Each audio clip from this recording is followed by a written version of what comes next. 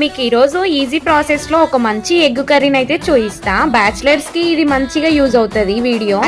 ఈ కర్రీ ఈజీగా అండ్ తొందరగా అయిపోతుంది కాబట్టి ఇంకా ఇంట్లో ఏం తినబుద్ధి కాని వాళ్ళకు కూడా ఈ కర్రీని చేసి పెట్టండి. రోజు తిన్నదానికంటే ఎక్కువగా తింటారు ఆ రోజు. ఇంకా వీడియోలోకి వెళ్ళిపోదామా. ఫస్ట్ అయితే ఎగ్స్ ని బాయిల్ చేసి పెట్టుకోవాలి. తర్వాత దాన్ని చిన్న చిన్నగా కట్ చేసుకోవాలి మనమే. ఇంకా ఆనియన్ అయితే ఆప్షనల్, డైరెక్ట్ గా ఆయిల్ లో డీప్ ఫ్రై చేసుకోవచ్చు ఎగ్స్ ని. నేనైతే ఇక్కడ ఆనియన్ కూడా వేసుకున్నా. ఒకటి ఆనియన్ వేస్తే కూడా బాగుంటది టేస్ట్. ఆనియన్ కొంచెం గోల్డెన్ బ్రౌన్ కలర్ కి వచ్చే వరకు కూడా వేయించుకొని తర్వాత ఎగ్స్ ని అయితే వేసుకోవాలి. ఎగ్స్ ని యాడ్ చేసుకున్నాకైతే ఒక 10 మినిట్స్ అలానే ఉంచుకోవాలి. తర్వాత పసుపు, అల్లం వెల్లుల్లి పేస్ట్, కారము, ధనియాల పౌడర్ అన్ని మిక్స్ చేసుకోవాలి.